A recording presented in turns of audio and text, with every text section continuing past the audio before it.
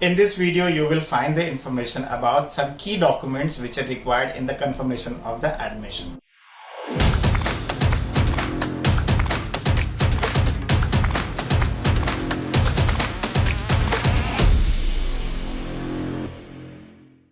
Hey everyone, welcome back once again. In this video, you will get to know top 11 key documents which are required in the confirmation of the admission. Make sure to watch the video till the end, and if new to the channel, then please do subscribe and hit on the bell icon to get the notification of latest uploads. And also, if you have further queries, feel free to comment them in the comment section. Without further ado, let's get started. In the previous video, we had discussed about top 10 common mistakes which people commit while taking the admission, and one of the mistake was not keeping required document ready. So here we will be talking about 11 key documents which are required for the confirmation of any sort of the admission. And the first one is a living certificate. Living certificate is a certificate which is generally issued by school and colleges, which helps you to take the admission for the further studies. Like let's say for example, अगर आपने 12th किया है तो आपका junior college will issue you a living certificate which will help you to confirm your admission for UG program. Same happens after UG if you want to go for PG. After PG if you want to go for PhD, so you'll have to submit one document called as a living certificate. The second document is the statement of marks. We also call it as a mark sheet. अगर आपने 10th किया है 12th किया है तो you'll get from the board and the school. And if you have done UG, that particular university or a college will issue your mark sheet. So recent or the latest completed academic year's mark sheet has to be submitted to the required university, school or the college. Third one is a domicile certificate. Domicile certificate is the nature of document which states that you are a citizen or a candidate of a particular city, state and the country. There's one more document which comes along, that is a nationality. Some of the colleges may or may not ask you, but generally for the admission of UG, PG or a PhD courses, universities and colleges will ask you to submit a domicile certificate. As I stated, document number 4 will be a nationality certificate. If you are a candidate who is taking admission maybe for certain engineering courses, maybe certain medicine related courses, so for that nationality will be one of the compulsory document. Apart from this, there would be some other degree programs or post-graduation programs. They can also ask you to submit the nationality certificate.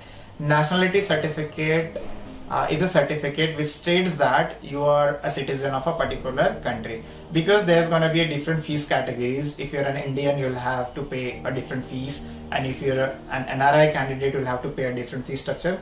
That must be the reason that certain colleges and universities will ask you to submit the nationality certificate.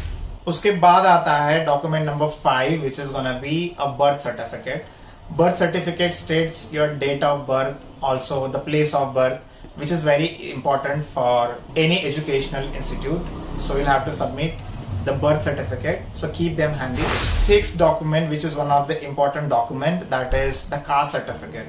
Because for certain category, there's a reservation in the admission process, and there's also the scholarship which is given by the government. So if you're a candidate of maybe SC, ST, NT, OBC, any sort of category you belongs to, keep your caste certificate ready, because most of the schools, colleges and the universities will ask you caste certificate to submit in your admission process. Document number 7 is the income certificate. Open category candidate can be an exception to this, but for other categories, the income certificate has to be submitted.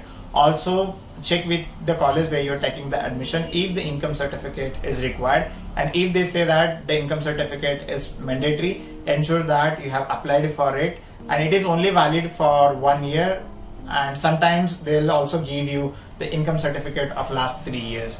So it depends where you're applying and what is the purpose of getting the income certificate. Next document is a gap certificate. Like let's say for example, you did your 12th this year and you have taken a gap of 1 year, and next to next year if you want to apply for an admission, so in that 1 year you didn't do anything, you'll have to get it certified.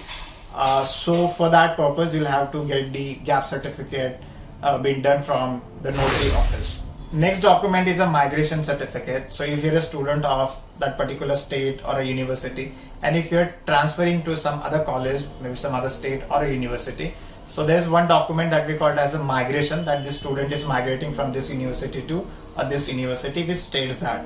So this certificate is also generally given by the university and the colleges. So ensure that you have checked whether the migration certificate is needed, and if yes, then apply in advance to avoid the inconvenience at the last moment.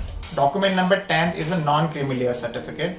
Non-creamy layer certificate which says that you come into that particular slab of the people of that income categories, and generally for the category student it is required. Also keep a check of the dates of the admission and get it confirmed from the schools and the colleges or the university where you're applying if the non-creamy layer certificate is required, and if yes, then apply for it in advance. And the last one is the other categories of the documents, like which includes your Aadhaar card, PAN card, also some of the residential proof and stuff. You should also keep them ready to avoid the inconvenience at the last moment. So these are the key documents which are required in the admission process. Do comment and let me know how did you find this video. I'll see you guys in the next video. Until then, this is Sandeep signing off. Thank you for your time.